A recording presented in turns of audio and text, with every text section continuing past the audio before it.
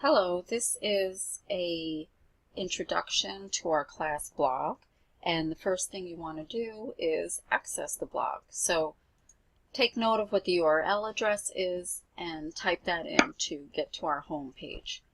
Make sure you copy it down exactly as it is with all the little punctuations so you'll be able to access it. Now the first blog posting is about housing covenants and A Raisin in the Sun. This is giving you background information on things that are happening in the play A Raisin in the Sun. So maybe we're not too familiar of what housing covenants are, or restrictive covenants, they both mean the same thing, and how that impacted the action and the characters in the play. So it's a good idea for us to get some background knowledge about this really important topic that's happening in the play. So what are housing covenants? I gave you some introduction to what housing covenants are right here. And in effect, if you notice right here, it made it illegal to sell your house to anybody but white people. And if you look at this picture I have here, and I'll zoom in for you, you can see it's written into a legally binding document that there are racial restrictions. No property shall at any time be sold, rented, etc. to anybody else who is not white. And then you can see even the next one, it says no hogs, cattle, horses, sheep.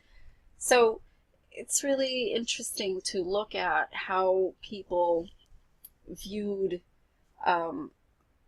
their legal restrictions. And of course this is before the Civil Rights Movement, and it impacted the legal rights of African Americans in our country.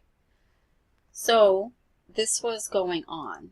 And there's also a poem by Langston Hughes that I want you to take a look at, and that also, he does a really good job of letting us know how this made people feel, and I want you to kind of imagine that as you're going through this.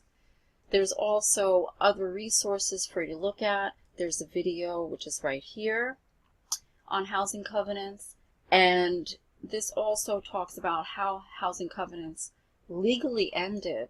However, there was still violence and intimidation that was happening that was making black people not want to move into white neighborhoods. And this will have a direct impact on our understanding of the action and the plot in A Raisin in the Sun.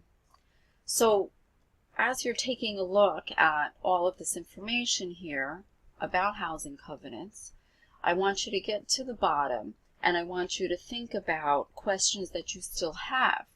So, for example, I said, after reviewing this page, I wonder, and that might be a sentence starter for you, I wonder how restrictive covenants have impacted how Chicago's neighborhoods look like today.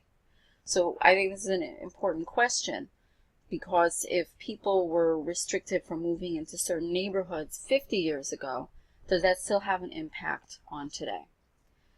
Now, this is the really interesting part, is I know somebody in Chicago who's an expert on restrictive covenants. So how about that? He's a professor at Roosevelt University, and you post the questions here in this blog, down here in the leave a comment section, and he'll be able to see what your questions are, and he can get back to you on the answers. And this is really interesting stuff.